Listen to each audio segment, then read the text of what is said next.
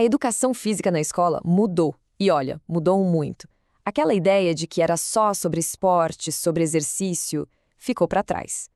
Hoje a gente vai mergulhar fundo na Base Nacional Comum Curricular, a famosa BNCC, para entender como ela traz uma visão nova e muito mais potente para o movimento, para a corporeidade e para a cultura.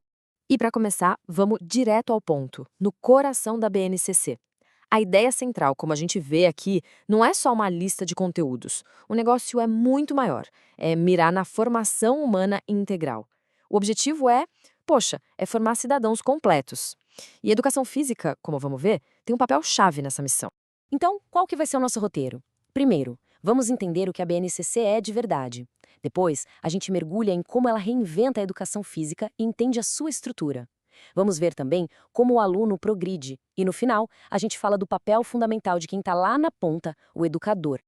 Ok, vamos lá. Primeiro ponto. Antes de mais nada, a gente precisa entender o que é a BNCC e, talvez até mais importante, o que ela não é. E aqui está a grande sacada.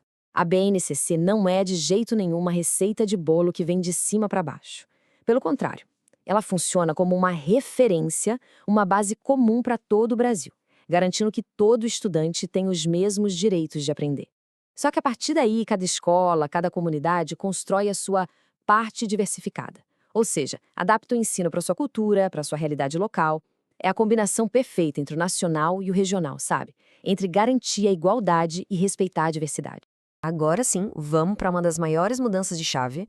Como é que a educação física entra nesse cenário todo?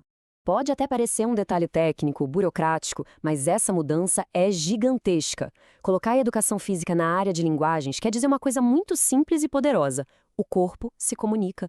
O movimento é uma forma de expressão. O corpo fala, o corpo cria, o corpo produz cultura. É uma linguagem. E com isso, o foco da educação física muda.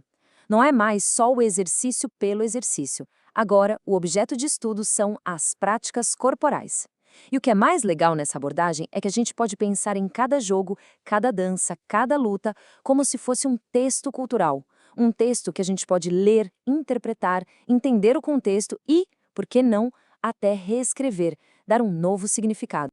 E essas práticas corporais fazem parte de um universo ainda maior, a cultura corporal de movimento.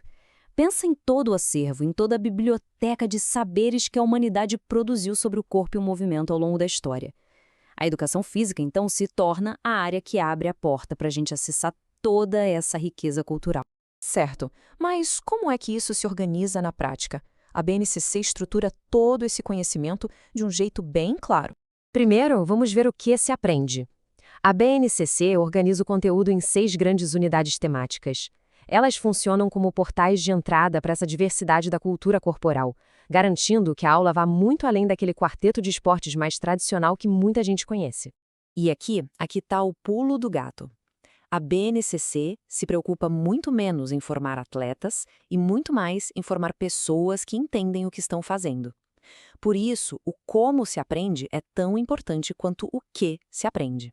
E essas são as 8 dimensões que dão profundidade para a prática. Olha só como elas vão muito além do simples saber fazer. A gente pode até pensar nelas em grupos. Primeiro, o fazer, a experimentação e o uso e apropriação, que é sobre vivenciar e praticar com autonomia. Depois vem o pensar sobre o que se faz, a fruição, a reflexão, a análise e a compreensão. É aqui que se aprende a apreciar o movimento, a criar estratégias, a entender a lógica e a história de um jogo, por exemplo. E, por fim, o ir além da prática, a construção de valores e o protagonismo comunitário, que conectam tudo com a cidadania. Protagonismo, por exemplo, pode ser organizar um campeonato de brincadeiras antigas no bairro. É uma visão completa de 360 graus do aprendizado.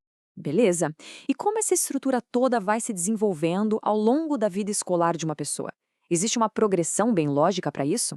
A jornada começa lá na educação infantil, com pura exploração, descobrindo o corpo. Nos anos iniciais do fundamental, essa brincadeira começa a ser mais organizada. Nos anos finais, o aprofundamento é maior, com mais análise crítica. Mas o grande momento é o ensino médio. Ali, o objetivo é amplificar tudo, conectar o que foi aprendido na quadra com autonomia, com pensamento crítico e com o projeto de vida de cada estudante. Para fechar, nada disso sai do papel sem a figura central, que faz a ponte entre a BNCC e a realidade da escola. Essa citação resume tudo. A educação física não é uma ilha.